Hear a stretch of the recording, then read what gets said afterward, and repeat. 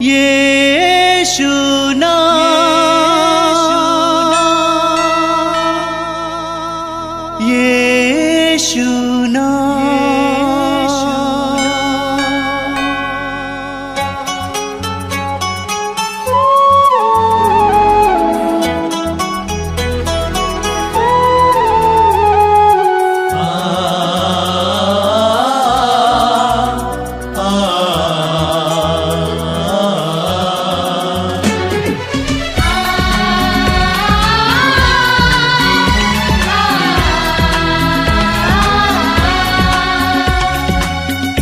पूरब से पश्चिम तक, उत्तर से दक्षिण तक, पूरब से पश्चिम तक, उत्तर से दक्षिण तक, गूंजे गूंजे यीशु नाम, यीशु नाम। पूरब से पश्चिम तक, उत्तर से दक्षिण तक, गूंजे गूंजे यीशु नाम, यीशु नाम।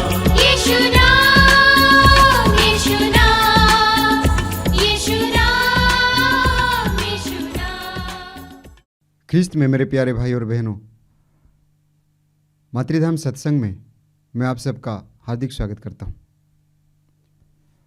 आइए हम एक साथ एक हृदय होकर, एक मन होकर प्रभु की स्तुति करेंगे, आराधना करेंगे। जब हम प्रभु की स्तुति करते हैं, आराधना करते हैं, स्वतंत्र हो जाते हैं, आज़ाद हो जाते हैं। इसलिए जब कभी भी हम प्रभु की स्तुति करते हैं, मुंह खोलकर बुलंद आवाज के साथ स्वतंत्र होकर प्रभु की स्तुति करते हैं, और तब प्रभु हमें बंधनों से आज़ाद करते हैं, मुक्त करते हैं। तो इसीलिए आइए हम पूरे विश्वास के साथ, स्वतंत्र होकर, पूरे भरोसे के साथ सब लोग एक हृदय होकर, एक मन होकर उस सर्वशक्तिमान पिता ईश्वर की स्तुति करेंगे, आराधना करेंगे। बोलिए hallelujah, hallelujah, hallelujah, hallelujah, hallelujah. Hallelujah. धन्य है वो मनुष्य जो प्रभु पर श्रद्धा रखता है, प्रभु पर श्रद्धा रखता है। धन्य है वो मनुष्य जो प्रभु पर श्रद्धा रखता है प्रभु पर श्रद्धा रखता है और उसकी आज्ञाओं को उसकी आज्ञाओं को हृदय से चाहता है। से चाहता है। उसका वंश उसका वंश पृथ्वी पर फलेगा फूलेगा। फलेगा फूलेगा। धर्मियों की संतति को धर्मियों की संतति को आशीर्वाद प्राप्त होगा। आशीर्वाद प्राप्त होगा। उसका घर उसका घर भरा पूरा होगा। भरा पूरा होगा। उसकी न्याय प्रियता उसकी न्याय प्रियता सदा बनी रहती है। सदा बनी रहती है। वह धर्मियों के लिए वह धर्मियों के लिए अंधकार का प्रकाश है। अंधकार का प्रकाश है। वह धर्मियों के लिए वह धर्मियों के लिए अंधकार का प्रकाश है। अंधकार का प्रकाश है। वह दयालु, वह दयालु, करुणामय करुणामय और न्याय प्रिय है। न्याय प्रिय है। Hallelujah, hallelujah, hallelujah, hallelujah. Hallelujah. वह तरस खाकर तरस खाकर उधार देता उधार देता और ईमानदारी से ईमानदारी से अपना कारोबार करता है। कारोबार करता है। Hallelujah, hallelujah, hallelujah, hallelujah, hallelujah. Hallelujah. धर्मियों की गोष्ठी में, धर्मियों की गोष्ठी में, लोगों की सभा में लोगों की सभा में मैं सारे हृदय से सारे हृदय से प्रभु की स्तुति करूंगा। प्रभु की स्तुति करूंगा। प्रभु के कार्य महान है। प्रभु के कार्य महान है। भक्तजन भक्तजन उनका मनन करते हैं। उनका मनन करते हैं। उसके कार्य उसके कार्य प्रतापी प्रतापी और ऐश्वर्यमय है। ऐश्वर्यमय है। उसकी न्याय प्रियता उसकी न्याय प्रियता युग युगों तक युग युगों तक स्थिर रहता है। रहता है। Hallelujah, hallelujah, hallelujah. हालेलुया। प्रभु के कार्य प्रभु के कार्य स्मरणीय है। स्मरणीय है। प्रभु दयालु प्रभु दयालु और प्रेममय है। प्रेममय है। वह अपने भक्तों को वह अपने भक्तों को तृप्त करता तृप्त करता और अपने विधान का और अपने विधान का सदा स्मरण करता है। स्मरण करता है। Hallelujah, hallelujah, hallelujah. हालेलुया। प्रभु के सेवकों प्रभु के सेवक स्तुतिगान करो। स्तुतिगान करो। प्रभु के नाम की प्रभु के नाम की स्तुति करो। स्तुति करो। धन्य है प्रभु का नाम धन्य है प्रभु का नाम अभी और अनंत काल तक। अभी और अनंत काल तक। निरंतर। धन्य है प्रभु का नाम, धन्य है प्रभु का नाम, अभी और अनंत काल तक, अभी और अनंत काल तक, सूर्योदय से सूर्योदय से सूर्यास्त तक सूर्यास्त तक प्रभु के नाम की प्रभु के नाम की स्तुति हो।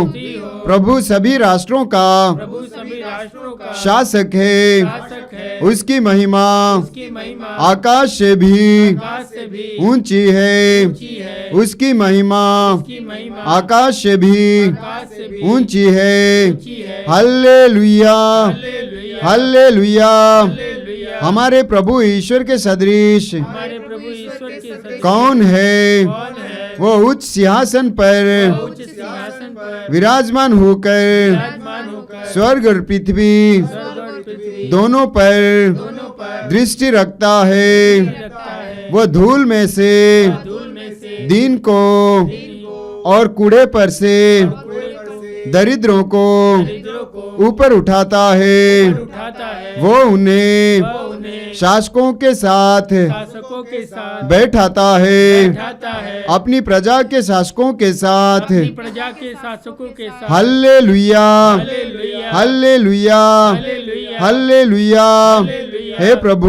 हे प्रभु, तू प्रेममय है प्रेम में है और सत्य प्रतिज्ञा है। सत्य प्रतिज्ञा है। हमको नहीं, हमको नहीं, हमको नहीं, हमको नहीं, बल्कि अपना नाम बल्कि अपना नाम महिमान्वित कर। महिमान्वित कर। Hallelujah, hallelujah, hallelujah, hallelujah, hallelujah. Hallelujah. आओ आओ, हम आनंद मनाते हुए आनंद मनाते प्रभु हुए की स्तुति करें, प्रभु की स्तुति करें, प्रभु की जय जयकार करें, प्रभु की जय जयकार करें, क्योंकि वह भला है, क्योंकि वह भला है, सत्य प्रतिज्ञा है, सत्य प्रतिज्ञा है, आराध्य है, आराध्य है, सर्वशक्तिमान है। शक्तिमान है। Hallelujah, hallelujah, hallelujah. हालेलुया। हमारा ईश्वर हमारा ईश्वर दयालु ईश्वर है। दयालु ईश्वर है। वह दया से वह दया से द्रवित हो जाता है। द्रवित हो जाता है। वह दया सागर वह है। दया सागर है। Hallelujah, hallelujah, hallelujah, hallelujah, hallelujah, hallelujah, hallelujah, hallelujah, hallelujah, hallelujah, hallelujah, hallelujah, hallelujah.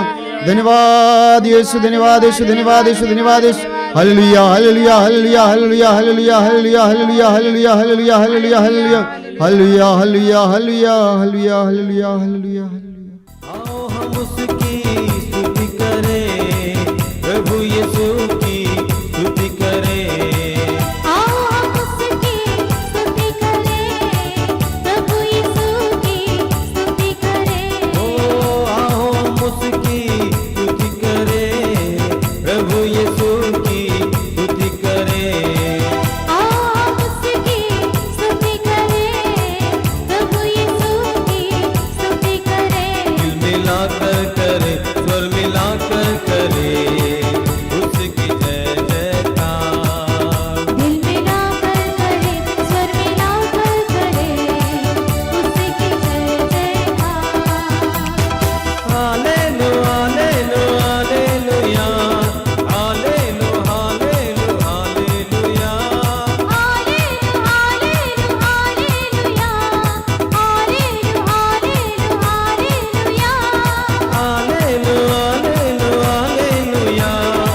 Hallelujah,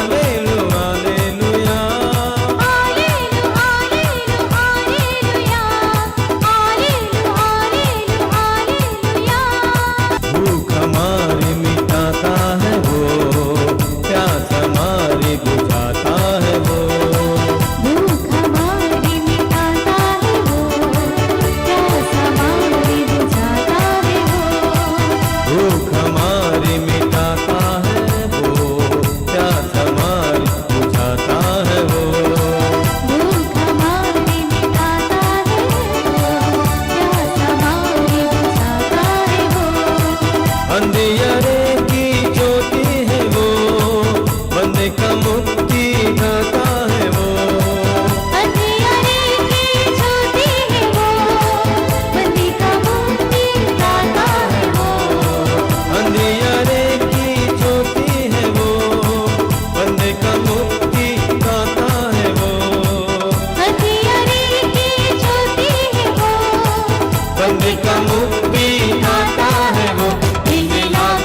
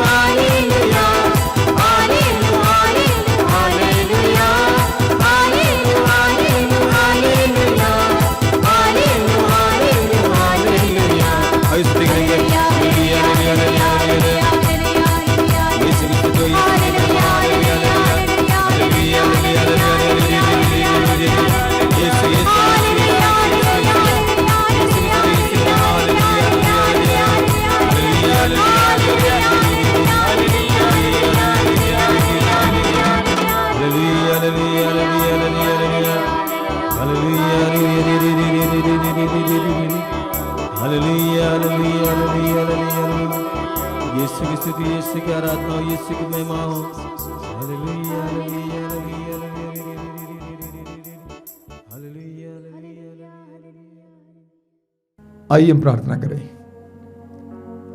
हमने प्रभु की स्तुति की है, बड़े उत्साह के साथ हम इस सत्संग में भाग लेंगे, बड़े आनंद के साथ हम इस प्रार्थना में भाग लेंगे। ये विश्वास करेंगे कि प्रभु इस प्रार्थना के दौरान हमारे जीवन में चिन्ह और चमत्कार प्रकट करेंगे। प्रभु यीशु ने उस 12 साल से रक्तस्राव से पीड़ित नारी से कहा, तुम्हारे विश्वास ने तुम्हें चंगा किया है। हम अपने विश्वास को मजबूत करें, दृढ़ करें। मैं आप सभी से अनुरोध करूंगा कि आप जहां कहीं भी बैठे हैं, अपनी आंखें बंद रखिए, हृदय खोलिए, मन और हृदय को एकाग्र कीजिए, भक्ति के साथ, विश्वास के साथ, श्रद्धा के साथ इस सत्संग में भाग लीजिए। प्रभु अपने पवित्र वचनों के द्वारा आपसे बोलेंगे। प्रभु अपने पवित्र सानिध्य के द्वारा आपको स्पर्श करेंगे। अपने हृदय और मन को उत्साही बनाइए। अगर आपके दिल में बहुत ज्यादा निराशा है, उस निराशा को जाने दीजिए, प्रभु की आशा से भरिए। The lord loves you. प्रभु आपको प्यार करते हैं।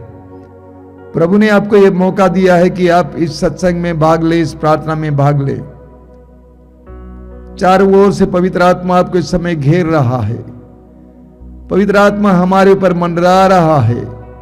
प्रभु यीशु ने स्वयं कहा कि ईश्वर का आत्मा मुझ पर छाया रहता है। स्वर्गदूत ने मां मरियम से कहा कि सर्वोच्च शक्ति की छाया पर पड़ेगी। पवित्र आत्मा इस समय हमारे ऊपर मंडरा रहा है। हमारे चारों ओर पवित्र आत्मा कार्य कर रहा है।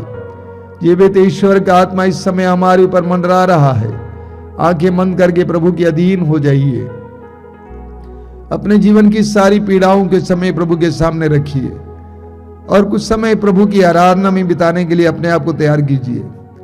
प्रभु के पवित्र वचनों को सुनने के लिए अपने आप को तैयार कीजिए। पवित्र आत्मा से प्रार्थना कीजिए, पवित्र आत्मा मेरी बुद्धि को प्रकाशित कीजिए, मेरे हृदय को समय उत्साही बनाइए, मेरी निराशा को दूर कीजिए, मेरे हर प्रकार के दुख और उदासी को दूर कीजिए, मुझे अपने आत्मा के आनंद से भर दीजिए। पवित्र आत्मा आइए। पवित्र आत्मा के लिए अपने जीवन को खोलिए। समय अपने हृदय और मन को खोलिए। पवित्र आत्मा शक्ति का आत्मा है। पवित्र आत्मा शांति का आत्मा है। पवित्र आत्मा प्रेम का आत्मा है। पवित्र आत्मा सहनशीलता का आत्मा है। उस पवित्र आत्मा को समय अपने अंदर कार्य करने दीजिए। मेरे प्रिय भाई और बहनों, प्रभु आपको प्यार करते हैं। Lord I thank you. प्रभु मैं तुझे धन्यवाद देता हूं इस सुंदर समय के लिए। मेरे भाई बहनों को इस सत्संग में इकट्ठा करने के लिए धन्यवाद देता हूं। प्रभु उनके जीवन में कार्य करना, पवित्र आत्मा को भेजकर उनके जीवन में कार्य करना। यीशु तूने कहा है मैं पिता से प्रार्थना करूंगा और वह तुम्हें एक दूसरा सहायक प्रदान करेगा जो सदा तुम्हारे साथ रहेगा। उस पवित्र आत्मा को भेजकर मेरे भाई बहनों को उस समय उत्साही बनाना। यीशु आइए पवित्र आत्मा, आइए पवित्र आत्मा, आइए पवित्र आत्मा। आइए हम इस समय पवित्र आत्मा के आदर में पवित्र आत्मा का आह्वान करते हुए गीत गाएंगे। इस गीत में रम जाइए, पवित्र आत्मा का अभिषेक प्राप्त करते जाइए। पावन आत्मा मुझ में आ, पावन आत्मा मुझ में आ, पावन आत्मा मुझ में आ, तू पावन आत्मा मुझ में आ।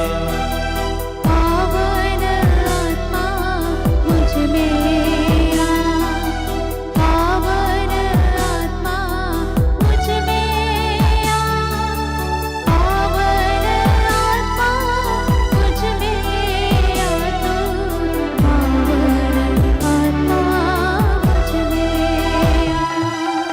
पावन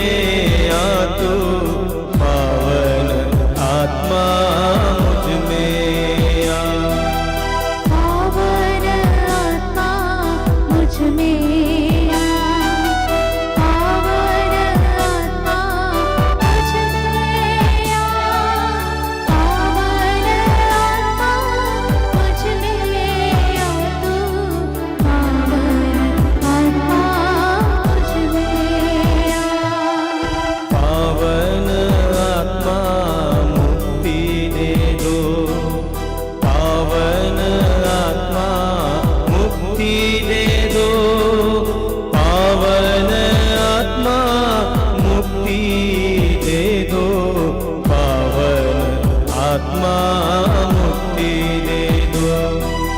पावन आत्मा मुक्ति दे दो, पावन आत्मा मुक्ति दे दो, पावन आत्मा मुक्ति दे दो, पावन आत्मा मुक्ति दे दो।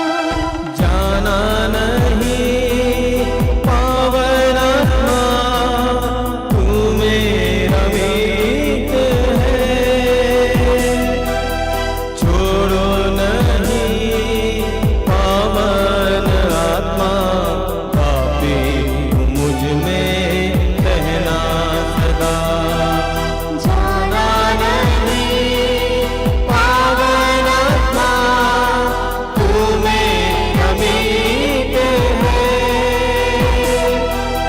छोड़ो नहीं पावन आत्मा, पापी मुझ में रहना सदा, पापी मुझ में रहना सदा, पापी मुझ में रहना सदा, पापी मुझ में रहना सदा। अपनी आंखें खोलें। मेरे प्रिय भाई और बहनों, मैं आप सभी का फिर एक बार इस सत्संग में स्वागत करता हूं।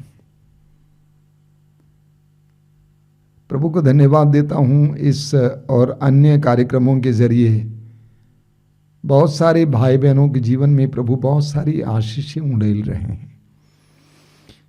कई लोग आश्रम भी आते हैं, वे कहते हैं कि इन कार्यक्रमों के जरिए उनके जीवन में प्रभु ने कितनी आशीषें दी हैं। परिवार में शांति आई है। सबसे ज्यादा उनको लगता है कि इन कार्यक्रमों के जरिए वे जिंदा हैं, यानी जीवन की पीड़ाओं को सहने के लिए शक्ति मिल रही है और प्रभु हमेशा उनको आशा प्रदान कर रहे हैं। मैं प्रभु को धन्यवाद देता हूं कि बहुत सारे परिवारों में शांति आई है। बहुत सारे लोगों ने अपनी बुरी आदतों को छोड़ दिया है, अलग अलग प्रकार की बुरी आदतों से छुटकारा पाए हैं। इन सारे वरदानों के लिए हम प्रभु को धन्यवाद देते हैं।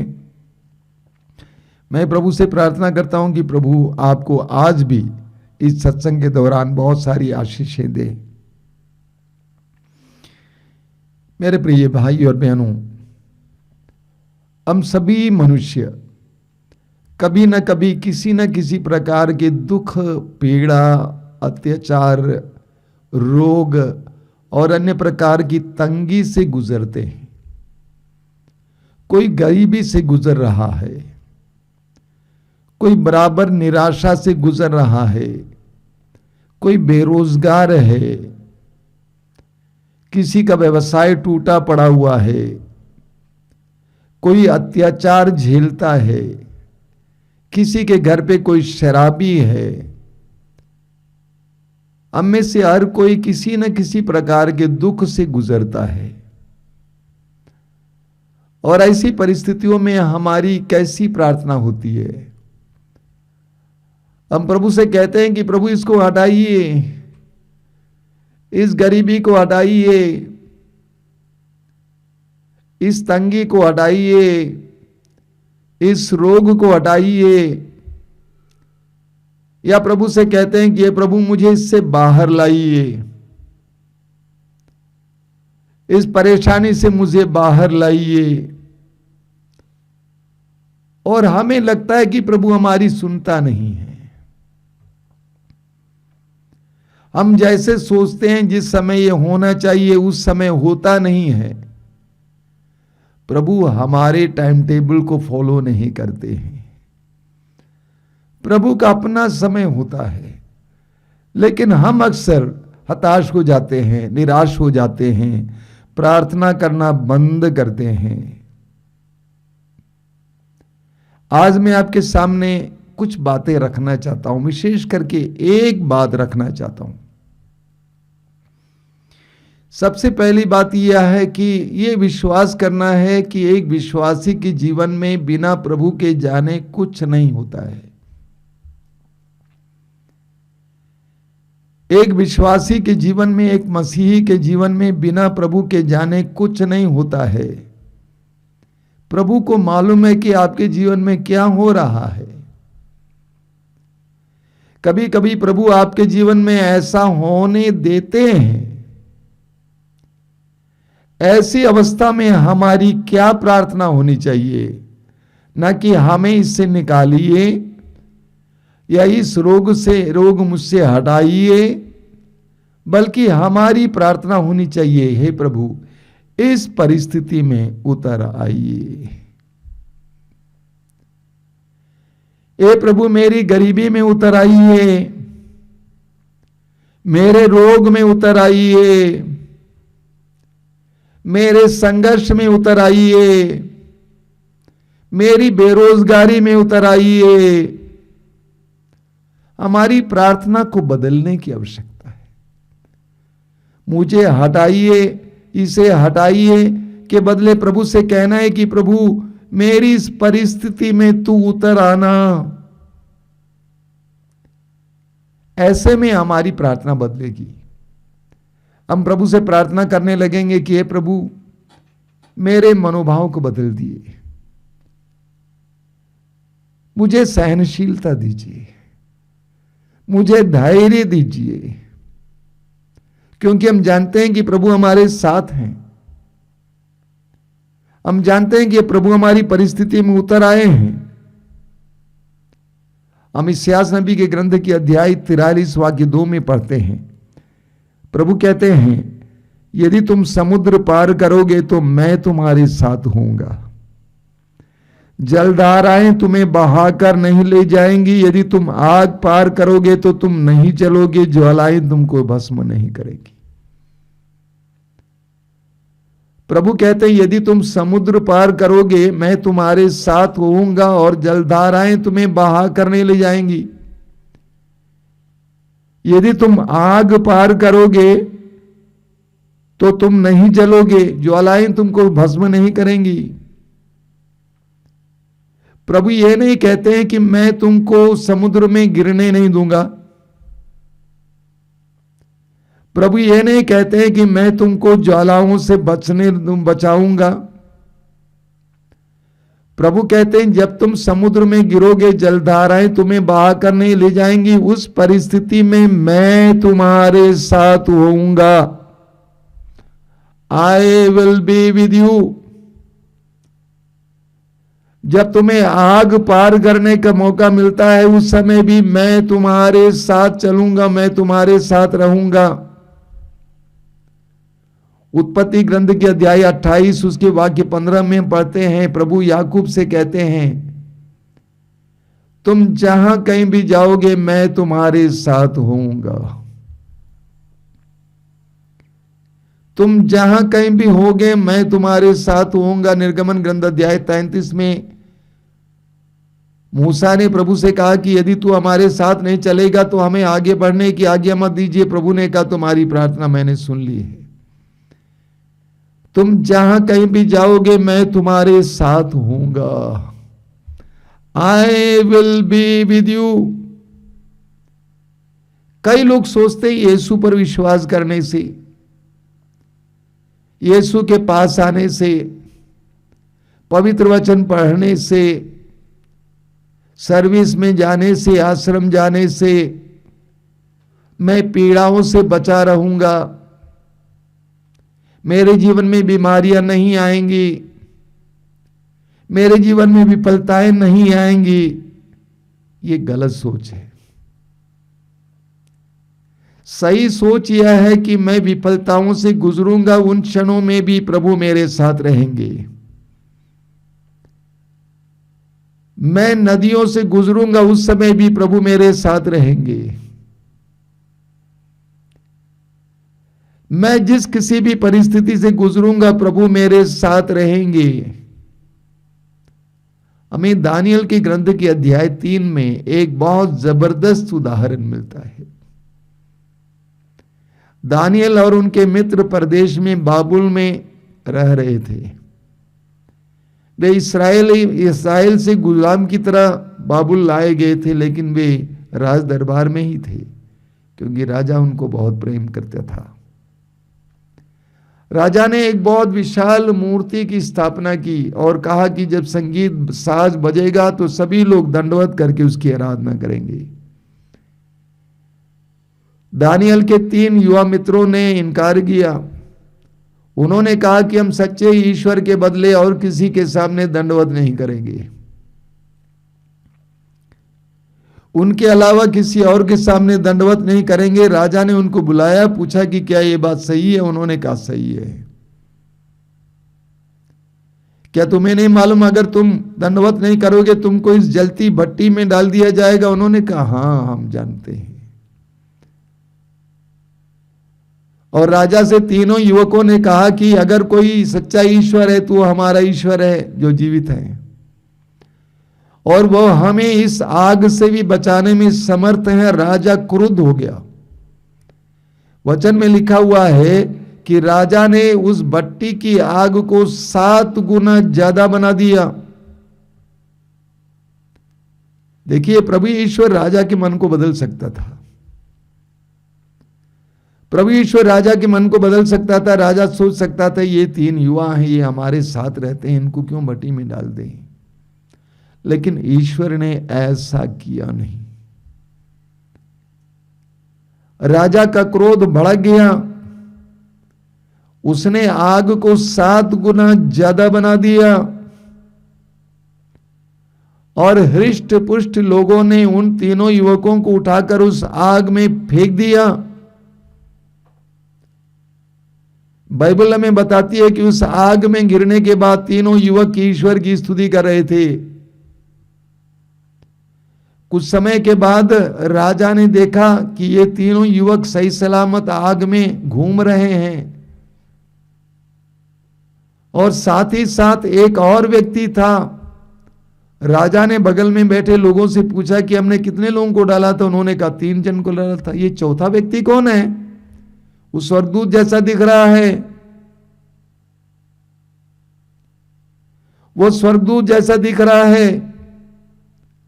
प्रभु ईश्वर ने उन युवकों को आग में गिरने से नहीं बचाया, बल्कि उस आग के द्वारा एक महान चमत्कार प्रकट करना चाहा। राजा ने कहा कि वो चौथा व्यक्ति स्वर्गदूत जैसा लगता है। उन तीनों युवकों को ईश्वर ने आग में गिरने दिया, लेकिन उनको फायर प्रूफ बना दिया। आग ने उनको स्पर्श नहीं किया। राजा ने तीनों को बाहर लाया। उनके शरीर का एक भी रोम नहीं जला था। और उसके बाद राजा ने घोषित किया कि सभी लोग इनके ईश्वर की आराधना करेंगे, जिन्होंने इनको इस भट्टी में से छुड़ाया है। कभी कभी प्रभु ईश्वर ऐसे हमें आग से होकर गुजरने देता है। हमें आग से बचाता नहीं है, लेकिन प्रभु से प्रार्थना करना, प्रभु इस आग में आना, तो प्रभु आपको फायर प्रूफ बना देंगे। आग आपको कुछ नहीं कर पाएगा। जिस स्थिति में हम हैं, उस स्थिति में जब हम प्रभु को आने देते हैं या पुकारते हैं, उस समय हमें प्रभु की सांत्वना मिलती है, हमें प्रभु से शांति मिलती है, हमें धैर्य मिलता है, सहन शक्ति मिलती है। संत अल्फोंसा की कई फिल्में हैं। एक फिल्म के कुछ अंश में हिंदी में अनुवाद कर रहा था वर्षों पहले। टीवी में प्रोग्राम के लिए। वो बहुत ज्यादा दुख झेल रही थी। उन्होंने स्वयं प्रभु से कहा था कि प्रभु मुझे दुख दीजिए, और मरने से कुछ दिन पहले वो बहुत ज्यादा दुख झेल रही थी।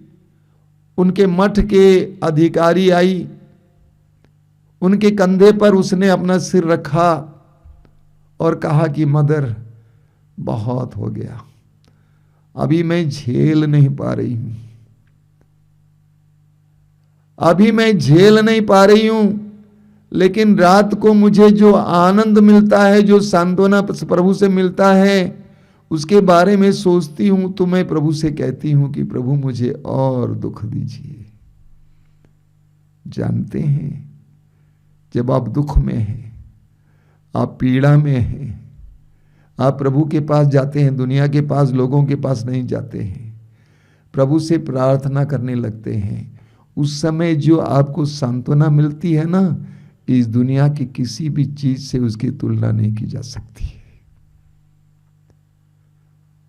वो सांत्वना इतनी मीठी होती है। कई लोग दुख लेकर यहां वहां भटकते हैं, लेकिन दुख लेकर जब हम प्रभु के पास जाते हैं और उस दुख को प्रभु को समर्पित करते हैं, उस दुख में प्रभु का स्वागत करते हैं, तो आपको जो प्रभु से सांत्वना मिलेगी, ये सांत्वना अन्य किसी चीज से भी बहुत कीमती और महत्वपूर्ण और मीठी है। अक्सर क्या होता है, अक्सर जब हमारे जीवन में दुख पीड़ाएं आते हैं तो हम इस इंतजार में रहते हैं कि किस समय प्रभु इस दुख को हटा देगा।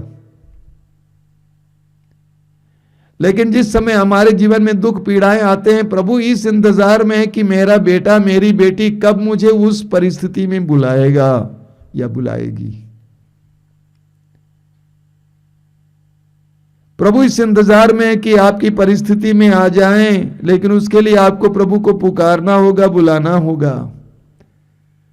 प्रभु मेरी इस परिस्थिति में आइए, इस गरीबी में आइए, इस रोग में आइए, इस पीड़ा में आइए, इस बेरोजगारी में आइए, इस तंगी में आइए, इस अत्याचार में आइए, इस जेल में आइए। हमें प्रभु का स्वागत करना है अपनी परिस्थिति में, ना कि प्रभु से कहना है कि इसको हटाइए मेरे जीवन से। इस्यास नबी अध्याय 48 वाक्य 10, इस्यास अध्याय 48 वाक्य 10 में प्रभु कहते हैं, मैंने तुम्हें विपत्ति की भट्टी में परिष्कार किया है। मैंने तुम्हें विपत्ति की भट्टी में परिष्कार किया है। प्रभु हमें विपत्ति से होकर गुजरने देते हैं, दुख से होकर गुजरने देते हैं। जिस तरह सोना आग में गिरने के बाद ही उसका वो रंग बाहर आ जाता है, वो चमकने लगता है, उसी तरह प्रभु हमारे जीवन में भी दुख से हमें गुजरने देते हैं। हमें गुजरना है, लेकिन प्रभु का स्वागत करना है। आइए प्रभु इस परिस्थिति में। बाइबल में बार बार हमें बताया गया है कि प्रभु कहते हैं कि मैं तुम्हारे साथ रहूंगा। जब तुम समुद्र पार करोगे, जलधाराएं तुम्हें बहा कर नहीं ले जाएंगी, मैं तुम्हारे साथ रहूंगा। तो हमारी प्रार्थना को बदलना है। प्रभु इसे दूर कीजिए, हमें छुड़ा लीजिए, हमें बाहर लाइए। इसके बदले यह कहना है कि प्रभु मेरी परिस्थिति में उतर आइए। लूकास के सुसमाचार के अध्याय 24 में उसके वाक्य 26 में पढ़ते हैं, प्रभु यीशु के 2 शिष्य प्रभु की मृत्यु के बाद बड़े दुखी होकर एमाउस नामक गांव की ओर जा रहे थे।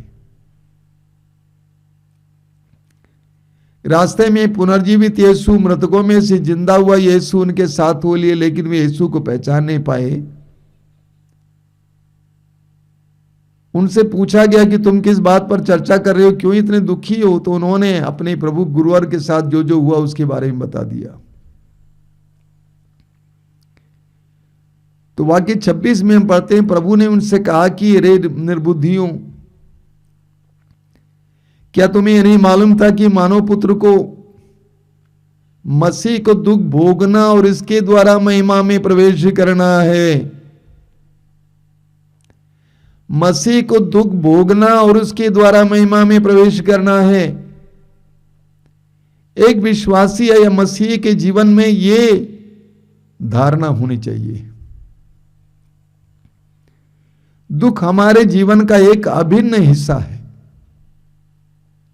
कहा जाता है, no Christ without cross and no Christian without suffering. बिना क्रूस का क्रिस्त नहीं और बिना दुख का मसीही नहीं। दुख हमारे जीवन का हिस्सा है। लूकास के समाचार के अध्याय 9 वाक्य 23 और 24 में प्रभु कहते हैं, यदि कोई मेरा अनुसरण करना चाहे, आत्मत्याग करें और प्रतिदिन अपना क्रूस उठाकर मेरे पीछे हो लें। तो हमारे दुखों के द्वारा प्रभु हमारे जीवन में महिमा प्रकट करने वाले हैं। वे 3 युवक जो भट्टी में डाले गए थे, उन्होंने इस परिस्थिति को ग्रहण किया और ईश्वर की स्तुति करना शुरू किया। ईश्वर ने उस भट्टी के द्वारा उस भट्टी में अपनी महिमा प्रकट की। प्रभु हमारे भी जीवन में हमारे दुखों के द्वारा महिमा प्रकट करना चाहते हैं। आप जानते हैं 1-1.5 साल पहले मैं गिर गया था, मैं पड़ा हुआ था, लेकिन मैं ईमानदारी से कहता हूं उसके बाद मेरे अंदर सामर्थ्य बढ़ा है। ये सच्चाई है, आप स्वयं महसूस करते हैं। शक्ति बढ़ी है, शारीरिक शक्ति घट गई है, लेकिन आत्मिक शक्ति बढ़ी है। तो जब हम दुख से होकर गुजरते हैं, उस समय हम जानते हैं कि प्रभु हमें उस दुख से बचाएंगे, लेकिन उस समय प्रभु से यह कहना है कि प्रभु इस दुख में, इस पीड़ा में उतर आइए। जब प्रभु हमारे दुख में उतर आते हैं, उस समय प्रभु से जो सांत्वना प्राप्त होगी, वो सांत्वना हमारे लिए एक अनोखा अनुभव होगा। स्तोत्रकार को सुनिए। स्तोत्रकार कहते हैं, स्तोत्र 23 वाक्य 4 में माना जाता है कि स्तोत्र राजा दाऊद के द्वारा लिखा गया है। वो क्या कहते हैं? वो कहते हैं कि चाहे अंधेरी घाटी से होकर जाना पड़े, मुझे किसी अनिष्ट की शंका नहीं, क्योंकि तू मेरे साथ रहता है। चाहे अंधेरी घाटी होकर जाना पड़े, मुझे किसी अनिष्ट की शंका नहीं, क्योंकि तू मेरे साथ रहता है। चाहे अंधेरी घाटी होकर जाना पड़े, विपत्तियों की घाटी से होकर जाना पड़े, विफलता की घाटी से होकर जाना पड़े, रोग और दुख की घाटी से होकर जाना पड़े, आशंकाओं की घाटी से होकर जाना पड़े, अत्याचार की घाटी से होकर जाना पड़े, मुझे कोई आशंका नहीं है, मेरे अंदर शांति है। क्यों? क्योंकि मैं जानता हूं कि उस समय भी तू मेरे साथ रहता है। मेरा पति मेरे साथ अच्छा व्यवहार नहीं करता है, मेरे बच्चे अच्छा व्यवहार नहीं करते हैं, उन क्षणों में भी मैं जानता हूं कि प्रभु मेरे साथ रहते हैं। जब मेरा व्यवसाय टूट गया है, आय के लिए कोई मार्ग नहीं है, उस समय भी मैं शांति में रहूंगा, क्योंकि मैं जानता हूं कि मेरा प्रभु मेरे साथ रहता है। मैं बार बार विफलताओं का सामना करते जा रहा हूं, परीक्षा पर परीक्षा, इंटरव्यू पर इंटरव्यू करते जा रहा हूं, उस समय भी मैं नहीं टूटूंगा, क्योंकि मैं जानता हूं कि मेरे प्रभु मेरे साथ रहते हैं। बड़ी अजीब बात है, मार्कुस के सुसमाचार के अध्याय 6 में हम पढ़ते हैं, उसके वाक्य 35 में, पूरे अध्याय में प्रभु यीशु अपने शिष्यों के साथ नाव में बैठकर झील पार कर रहे थे। नाव झील के बीचों बीच पहुंच गई, तब अचानक आंधी उठी, लहरें ऊपर आने लगी और नाव पानी से ढकी जा रही थी, भरी जा रही थी। सारे शिष्य घबरा गए, भागे यीशु की ओर, दौड़े यीशु की ओर। यीशु सोए हुए थे, यीशु को जगाए। क्या कि प्रभु आपको चिंता नहीं है, हम डूब रहे हैं। उनको आशंकित होने का कोई कारण नहीं था, शंका करने का कोई कारण नहीं था, डरने का कोई कारण नहीं था, क्योंकि उन्होंने स्वयं देखा है कि यीशु ने कैसे 5 रोटियों से 5,000 से भी ज्यादा लोगों को खिलाया है। उन्होंने स्वयं देखा है कि यीशु ने कैसे लंगड़ों को चंगा किया है। उन्होंने स्वयं देखा कि यीशु ने कैसे मृतकों को जिलाया है। वे स्वयं जानते थे कि प्रकृति पर शक्ति रखने वाला प्रभु उनके साथ है। इसके बावजूद वे घबरा गए, वे डर गए। कभी कभी हमारे जीवन में भी कुछ ऐसा ही होता है। हम जानते हैं कि प्रभु हमारे साथ है, इसके बावजूद हम लोग घबरा जाते हैं। हम कहते हैं प्रभु मुझे छुड़ाइए, इसको हटाइए। आज हमें प्रार्थना करनी है, प्रभु हमारी परिस्थितियों में उतर आइए, प्रभु हमारी परिस्थितियों में उतर आइए। जब प्रभु हमारी परिस्थितियों में उतर आएंगे तो हमें प्रभु की शांति का एहसास होगा। वे 3 युवक भट्टी में डाल दिए गए थे और प्रभु ने अपने स्वर्गदूत को भेजकर उस भट्टी की हवा को ठंडा कर दिया। यह प्रभु का चमत्कार है। जब हम भी अपने जीवन की कठिनाइयों में प्रभु का स्वागत करेंगे और ये विश्वास करेंगे कि मेरा प्रभु मेरे साथ है, तो प्रभु उस परिस्थिति को हमारे लिए आसानदायक बना देंगे, हमें शांति से भरेंगे, सांत्वना से भरेंगे, हमें सहन शक्ति देंगे, हमें धैर्य से भरेंगे। आज हम प्रार्थना करेंगे, प्रभु मेरी परिस्थिति में आ जा। हो सकता है कि आपके परिवार में गरीबी हो, तंगी हो। प्रभु से कहिए कि प्रभु इसमें आ जाइए। हो सकता है कि आप बेरोजगार हो, कई दिनों से रोजगार ढूंढते ढूंढते थक गए हों। उस थके हुई अवस्था में यीशु का स्वागत कीजिए। हो सकता है अपने परिवार में आपका तिरस्कार का अनुभव हो रहा हो, उस तिरस्कार के अनुभव में यीशु का स्वागत कीजिए। आइए यीशु। हो सकता है कि आपके ऊपर अत्याचार हो रहा हो, आप अच्छे जीवन जी रहे, इसके बावजूद आपके ऊपर अत्याचार हो रहा हो, प्रभु के नाम के कारण या किसी भी कारणवश। प्रभु से कहिए कि प्रभु मेरी इस परिस्थिति में उतर आइए। हो सकता है कि आप शारीरिक रूप से बीमार हैं, डॉक्टरों ने आपको छोड़ दिया है, आपको लगता है कि बस मौत ही रह गई आपके सामने। ऐसी परिस्थिति में प्रभु से कहिए कि प्रभु मेरी परिस्थिति में उतर आइए। आवश्यकता है कि प्रभु हमारी परिस्थिति में उतर आए, हमारी परिस्थिति बदल जाएगी। अंततः प्रभु हमें उससे बाहर ले आएंगे। आज अपनी परिस्थिति को प्रभु को समर्पित करना, प्रभु को अपनी परिस्थिति में स्वागत करना। आज के सत्संग के बाद, सत्संग के दौरान भी, इस सत्संग के बाद, इस प्रार्थना के बाद अकेले बैठना, अपनी परिस्थितियों को याद करना जिसके बारे में आप बहुत ज्यादा चिंतित हैं, रोते हैं और प्रभु से प्रार्थना करते रहते हैं। प्रभु से कहना कि प्रभु मैं कहता हूं कि तू उसको हटा ले, बल्कि तू इस परिस्थिति में उतर आ। जिस तरह प्रभु यीशु ने कहा, हे पिता इस कटोरे को हटा ले, लेकिन अंत में इस प्रभु ने क्या कहा, मेरी इच्छा नहीं तेरी इच्छा पूरी हो। यानी प्रभु यीशु ने ईश्वर को उस परिस्थिति में आने दिया। जब प्रभु यीशु ने उस परिस्थिति में ईश्वर को आने दिया, उस समय से उनका दुख, उनका जो क्रूस हल्का हो गया, उन्हें शांति मिली, उन्हें धैर्य मिला, उन्हें सहन शक्ति मिली। आज हम प्रभु को अपनी परिस्थिति में बुलाएं। कुछ देर हम प्रार्थना में बिताएंगे। आंखें बंद कीजिए।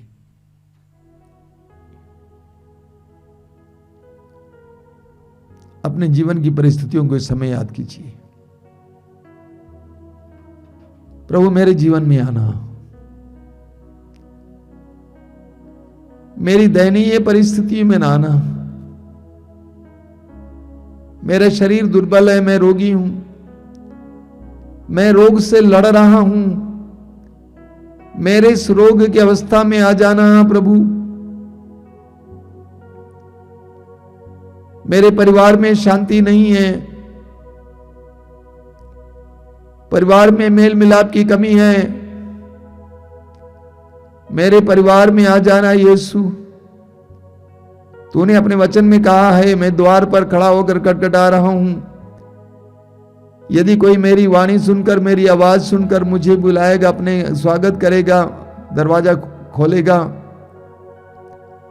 मैं आकर उसके साथ भोजन करूंगा और वह मेरे साथ। आज मैं अपने परिवार में स्वागत करता हूं यीशु। परिवार की दयनीय अवस्था में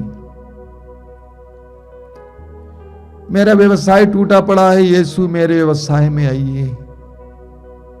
आज मैं स्वागत करता हूं।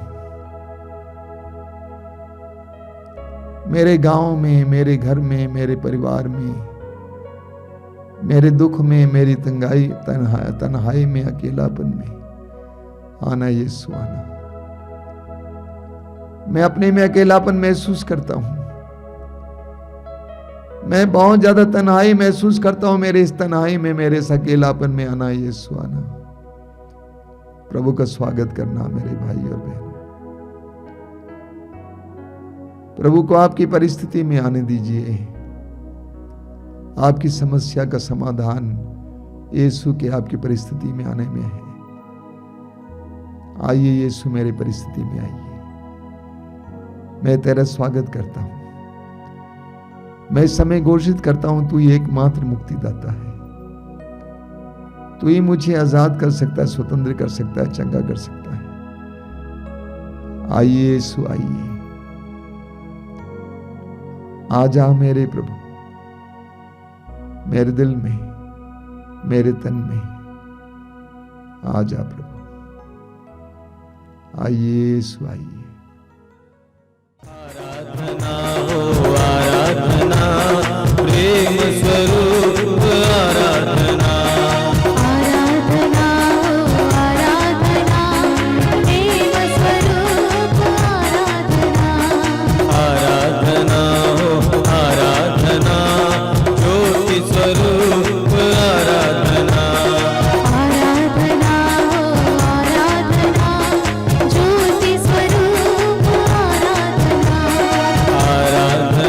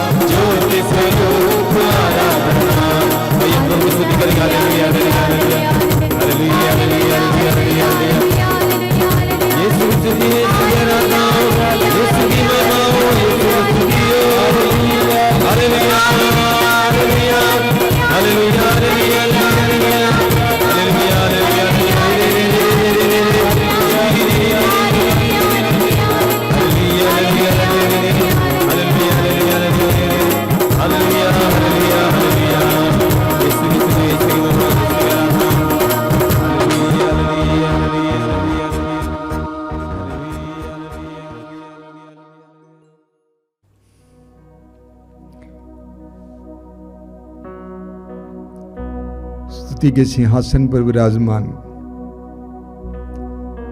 इस पवित्र वेदी पर विराजमान प्रभु यीशु की हम आराधना करें।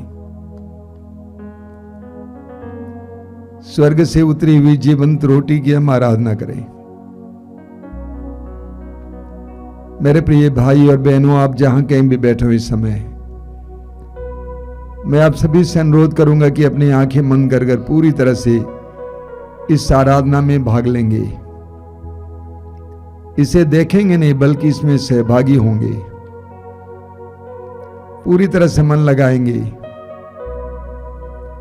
इस आराधना के दौरान प्रभु हमारे जीवन में बहुत सारे कार्य करना चाहते हैं। ये अनुग्रह का समय है। अपने को जागरूक कीजिए, अपने विश्वास को मजबूत कीजिए, भरोसे को दृढ़ कीजिए। पवित्र आत्मा हमारे बीच में कार्य कर रहा है। जीवित ईश्वर का आत्मा हमारे बीच में कार्य कर रहा है, बड़े से बड़े चमत्कार और चिन्ह प्रकट करने के लिए। अपने हाथों को खुला रखिए, आंखें बंद रखिए। यीशु आपके जीवन में आना चाहते हैं। यीशु विश्वास के जरिए आपके जीवन में आना चाहते हैं। इब्रानियों के पत्र के अध्याय 11 वाक्य 6 में हम पढ़ते हैं, विश्वास के अभाव में कोई भी ईश्वर का कृपा पात्र नहीं बन सकता है। विश्वास को मजबूत कीजिए, अंधविश्वास को दूर कीजिए। अगर आपके मन में विश्वास की कमी है, शक, संदेह है, इस समय उसको दूर कीजिए। प्रभु यीशु ने कहा, बच्चों को मेरे पास आने दो, क्योंकि ईश्वर का राज्य उन जैसों का है। नन्हे बालक बालिका की तरह इस समय प्रभु के सामने आइए। विश्वास के साथ इस आराधना में भाग लीजिए।